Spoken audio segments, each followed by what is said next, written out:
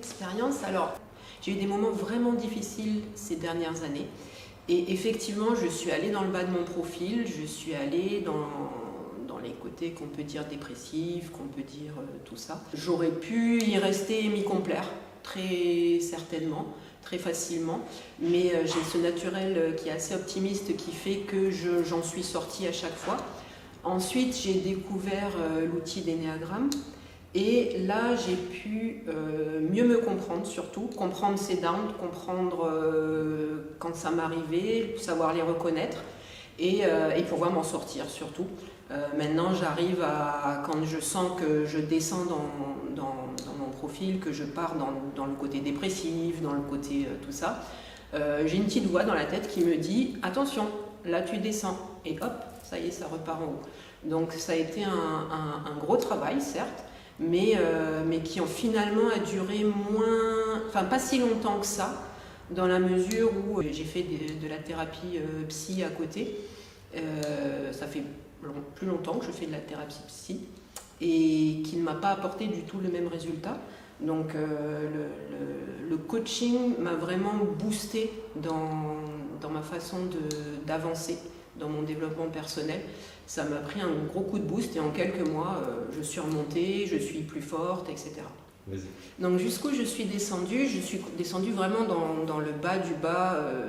J'ai été dans le côté dépressif et j'ai été jusqu'au côté quasiment suicidaire parce que c'était la fin du monde, bref, il n'y avait rien qui allait.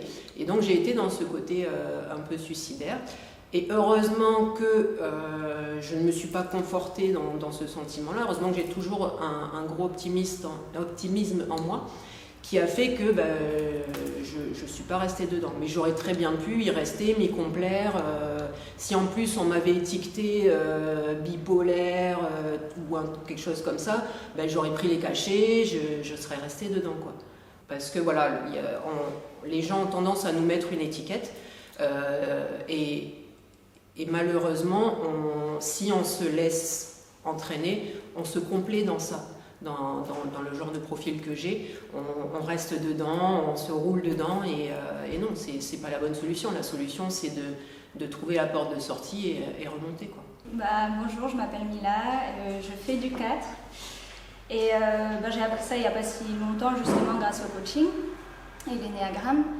Mais en fait, ça m'a aidé vraiment à comprendre qui j'étais et à vraiment trouver ma voie au final. Parce qu'en fait, ça a été toujours un peu compliqué depuis que je suis petite parce que j'avais toujours l'impression d'être différente, d'être jamais comme les autres. Du coup, c'était voilà. Tout ce que je cherchais, en fait, c'est, comme tous les gamins, c'est se faire aimer, en fait. Du coup, j'avais toujours essayé de faire amie avec tout le monde, même si ça ne me convenait pas. Et ce qui m'a en fait orientée vers des relations plutôt toxiques, que ce soit amoureuses, que ce soit en amitié. Ça a été un peu compliqué. Du coup, plusieurs fois, en fait, j'ai eu des pathologies, si on peut appeler ça comme ça, un peu dépressif. Je ne savais pas qui j'étais, je ne savais pas si là où j'étais, c'était la bonne direction. Je me perdais en fait, je me retrouvais, je savais vraiment pas où j'allais, j'avais vraiment l'impression d'être totalement paumée, mais constamment. Au fur et à mesure des années, c'était toujours pareil et voilà. Du coup, je prenais pas forcément les bonnes décisions, je restais vraiment toujours avec des mauvaises personnes, un entourage très toxique. Et forcément, mon métier ne me plaisait pas non plus. Tout ce qui était autour de moi, en fait, ne me convenait pas, mais je pensais que c'était ça qu'il fallait, vu que tout le monde le faisait. Et ça a été très compliqué. Ouais, j'ai fait des dépressions, mais je voulais pas appeler ça comme ça parce que j'avais quand même un sacré ego. J'ai pensé au suicide énormément de fois, mais toujours pareil, tellement que j'ai un gros ego, je faisais non, je vaux mieux que ça, tu vas pas aller là. Donc j'ai eu la chance quand même d'avoir un ego un fort ego quand même, parce que je voulais montrer au monde que j'étais capable d'eux. En fait, c'était plus à moi-même, pas au monde. Et du coup, voilà, c'était toujours conflictuel en fait, en moi en fait. Et à chaque fois, je prenais des directions qui ne me convenaient pas, mais vu que je pensais que c'était là où il fallait aller, j'y allais. Et mais en fait, je suis contente parce que avant même de connaître l'Ennéagramme, avant même de faire du coaching, j'ai quand même pris conscience avec tous ces downs en fait, qu'il fallait que je change de vie, qu'il fallait que je change d'environnement parce que c'était plus possible de vivre. En fait, je me suis dit, je serais malheureuse toute ma vie si je continue comme ça, c'est affreux. Et en fait, là, je fais un gros travail sur moi-même et je me suis posée, je me suis dit, voilà, qu'est-ce que tu veux vraiment? Est-ce que c'est la bonne direction ou pas? Beaucoup de gens, vu que mon entourage à cette époque était très toxique, tout le monde me disait, ben non, c'est pas ça qu'il faut faire, c'est pas comme ça qu'il faut faire. Aujourd'hui, je fais de l'illustration, mais à la base, on me disait, ben non, l'illustration, tous les artistes, ils sont célèbres seulement quand ils sont morts. Du coup, en fait, tu ne te feras jamais d'argent et puis tu mourras pauvre. Enfin, tout le truc méga dramatique. Et au final, j'ai quand même voulu, j'y suis allée et j'ai viré tous les gens de mon environnement qui étaient vraiment mauvais. Et là, en fait, j'ai vu que ça faisait un gros changement dans ma vie. Et j'ai eu la chance de pouvoir participer au coaching et tout. Et là, en fait, j'ai compris qui j'étais en sachant que que je faisais du 4.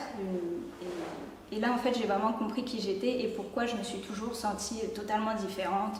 En fait, c'est parce que c'est moi qui veux être différente, mais en même temps, je veux être aimée des autres. Donc forcément, c'est un peu...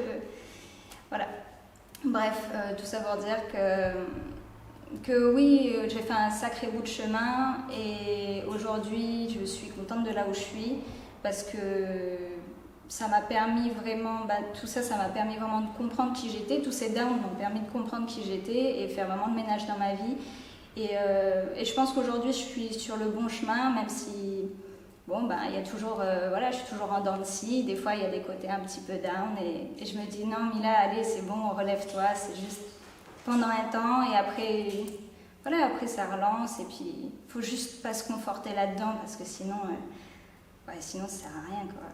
Parce que même dans les moments où ça allait vraiment pas, là je parle vraiment d'une relation amoureuse où c'était vraiment très mauvais pendant plusieurs années, le seul truc pour m'échapper, je faisais déjà un autre travail, du coup, c'était vraiment juste dessiner, et même quand j'allais dormir, et puis que j'avais parce que je devenais parano dans cette relation, et quand j'avais des idées paranoïaques, je faisais non, et je pensais à des nouvelles idées d'illustration, et c'est un peu ça qui m'a sauvée, entre guillemets, parce que j'arrivais à sortir de ce côté parano, même si des fois j'abusais, mais j'en ai bien conscience, mais oui.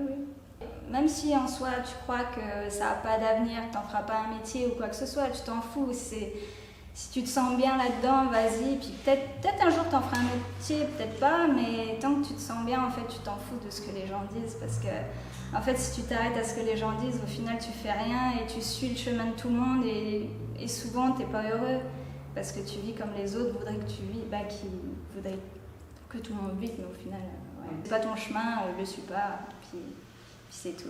La dépression, merci. On parlait de la dépression, on parlait de l'état bas d'une personnalité. Je ne sais pas si c'est propre aux 4, parce que moi j'aime bien tous les humains différents, mais pour ce qui est de moi en basse 4, à chaque fois que je me suis fait avoir par mes états d'âme, justifiés ou non, parano justifié ou juste cocu, tout simplement, parce que là c'est toujours un petit peu difficile de savoir dans toutes les situations de la vie si on te manipule ou si tu as l'intuition, l'intuition de la situation qui se joue en dehors des preuves concrètes. Mais toujours le problème c'est le zoom en fait. C'est la capacité que le cerveau il a à zoomer sur un problème et d'un petit point, d'une mine de crayon, en faire un trou noir stellaire. Et là, tu es aspiré, littéralement, avec cette métaphore, elle convient. C'est une mine de crayon, c'est un petit problème dans ton présent, qui est encore un plus petit problème dans ton existence, de ta naissance à ta mort, mais ça devient énorme, et quand ça dure 1 jour, 2 jours, 3 jours, 1 semaine, 1 mois, là, c'est terminé. C'est un trou noir géant qui va aspirer toute ton intelligence, tout ton avenir, toute ta projection, et t'es foutu. Je ne sais pas si c'est propre aux 4 ou si c'est propre à tout le monde. Mais c'est le problème du zoom. Quand l'esprit zoome sur un problème, c'est pas bon. Et ça n'ira jamais nulle part. Le travail d'expérience, à force d'avoir souffert et d'en avoir souffert, le travail c'est de zoomer quand il faut faire un gros plan sur un sujet pour le réfléchir, et dans un second temps, le dézoomer pour le recadrer dans l'ensemble de ton existence, tout simplement. Et c'est cet exercice-là qu'il faut arriver à prendre, et de le jouer le plus rapidement possible quand les problèmes se présentent les uns derrière les autres avec des nouveaux tout au long de la vie. Et c'est ce qui aujourd'hui me permet moi de toujours vivre des crises existentielles, sauf qu'elles ne durent pas. Elles ne durent pas et elles ne m'entraînent pas au fond dans une dépression. C'est des dépressions de quelques minutes, des états dépressifs de quelques minutes, quelques heures au pire, quelques jours quand vraiment ma personnalité a été atteinte, parce que j'ai vraiment exagéré. Mais ça dure plus des semaines, des mois, jusqu'à me pousser vers l'envie de mourir, des questions, etc. De rendre la vie invivable dans l'esprit, quoi. Mais ça a été. Ah oui, et ça l'a été, et ça le sera encore, probablement, simplement avec une durée qui ne rend pas la chose vraiment pathologique, qui nécessite une intervention extérieure. Je peux m'en débrouiller pour tout seul. Peut-être qu'il y a bien des gens qui sont capables de le faire tout seul instinctivement, et que moi ça m'a demandé une réflexion et un travail sur moi pour apprendre à le faire. Il y en a peut-être qui naissent avec la capacité de le faire, qui, dans leur personnalité, où ils arrivent à le faire naturellement, ils ne se posent même pas ce genre de questions. Pour ce qui est du 4, souvent on dit qu'il faut rassurer les gens. Moi personnellement, quand on me rassure, ça m'énerve. J'ai absolument pas envie d'être rassuré.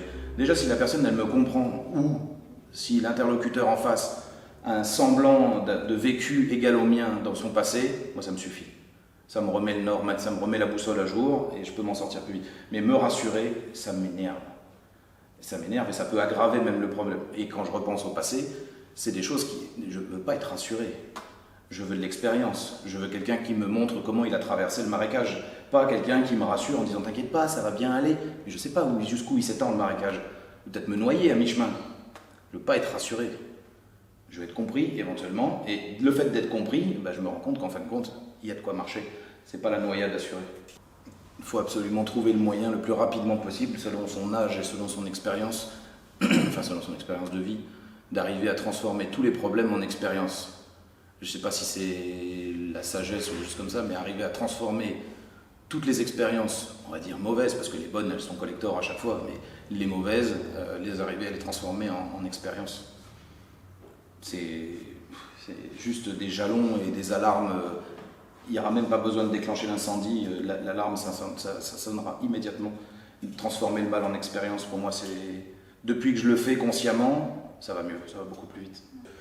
Parce qu'on est quand même dans une époque où on veut tout normer vers le tiède.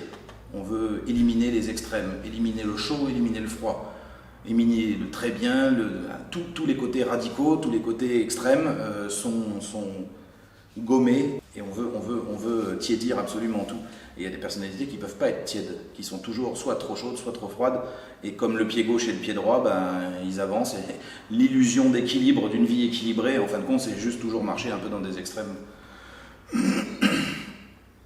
Et il faut absolument sortir de cet état de victime que même la société, elle ne nous convient pas. La société, elle est comme elle est. Elle ne sera jamais l'outil parfait, elle ne sera jamais la table de jeu parfaite. Arrêtez de se victimiser, Elle n'est pas parfaite, elle est perfectible, ça ne nous empêche pas d'essayer de travailler dessus un petit peu tous les jours et faire en sorte qu'elle s'améliore, mais arrêtez de se victimiser et de se sentir toujours coupable, de se sentir victime de tout et de tout le monde, de tout ce qui nous arrive. On perd du temps et on s'aggrave les phénomènes de dépression. Et puis plus j'avance et plus je me rends compte qu'il n'y a pas de victimes dans ce monde. On attire toujours les situations, on nous retombe toujours dessus. Toujours, de près ou de loin, soit par ignorance, soit par erreur, vraiment. Mais dans tous les cas, on attire toujours, il n'y a pas de victime. Voilà. Pas perdre de temps avec la victimisation, qu'on soit dépressif, suicidaire ou toutes ces pathologies déclarées. Pas perdre de temps avec la victimisation, un bon coup de pied dans le cul, et puis voilà. Bien comprendre le problème, un coup de pied dans le cul, et dans 3 jours, on passe à autre chose. Dès qu'il y a le jeune adulte qui commence à souffrir, faut accumuler les expériences, rester en mouvement, garder du mouvement toujours. Action, toujours le mouvement. Voilà. C'est pas fini, c'est pas la dernière gonzesse, c'est pas le dernier travail, c'est pas le... Il n'y a rien qui est fini, quoi. Mais on peut pas le savoir parce qu'on a l'impression que tout peut s'arrêter demain dans cette souffrance intérieure infinie. Alors, expérience très personnelle, parce que c'est assez récent. Donc je vais mettre les pieds dans le plat. Le 9 février 2024, j'ai fait une tentative de suicide. C'est encore frais. Alors j'ai pris 30 médicaments, des hypertenseurs, du coup, des somnifères et des antidépresseurs. Et j'ai laissé du coup le choix à mes grands-parents de voir si je devais les rejoindre ou pas. Et donc j'ai fait 24 heures de blackout.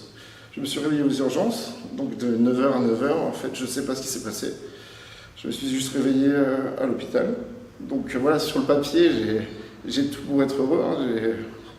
J'ai une femme, enfin on n'est pas mariés, mais j'ai une femme formidable, un fils, une entreprise, enfin plusieurs entreprises. Donc j'ai tout pour être heureux sur le papier. Mais après voilà, on est des êtres humains, on est des êtres complexes. Et je pense que ça ne suffit pas tout ça. Bien sûr, on a le poids de la société d'avoir une famille, de se marier, d'avoir une maison, d'avoir une voiture, d'avoir un travail, etc.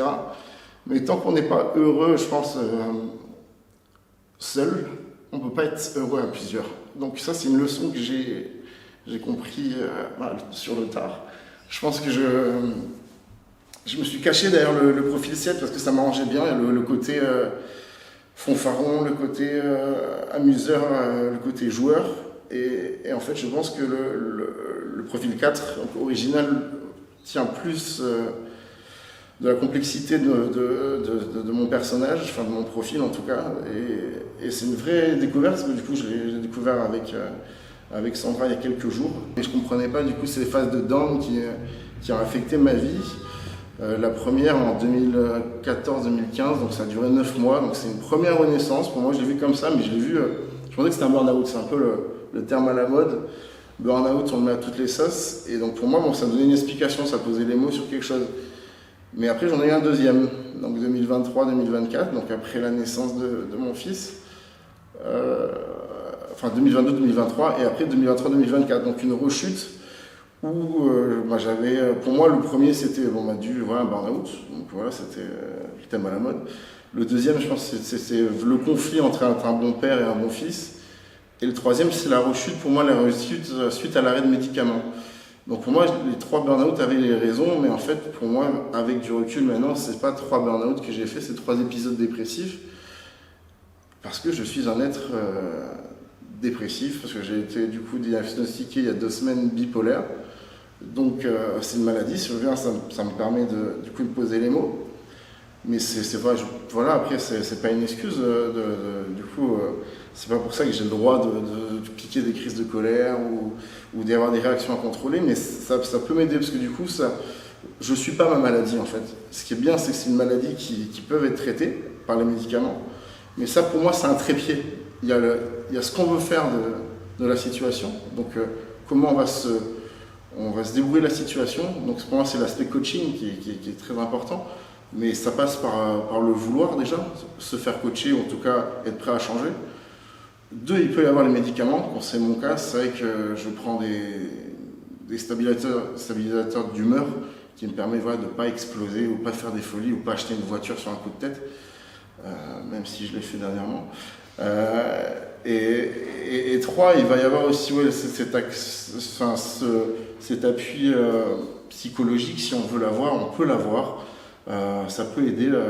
Moi, je l'ai eu, là, je l'ai arrêté. Je me tourne plutôt vers le coaching, mais j'y avais besoin d'essayer parce que ça m'a fait du bien à un moment de ma vie. Mais là, j'ai besoin d'aller plus sur l'action et provoquer plus de changements en moi. Et j'ai besoin aussi d'être repoussé dans mes retranchements pour activer un processus de changement. Donc ouais, c'était pas prévu que vous m'avez vu presque pleurer, c'est rare, il n'y a pas beaucoup de gens qui m'ont vu dans cet état. Mais voilà, je pense que cette démarche-là est bonne, et si je peux aider une seule personne, un adolescent, un adulte, à ne pas faire de bêtises, ça sera le plus gros intérêt de ma participation aujourd'hui. Donc c'était pas prévu, je ne devais pas être sur la vidéo, mais voilà, ça me fait du bien d'en parler. Donc voilà, merci.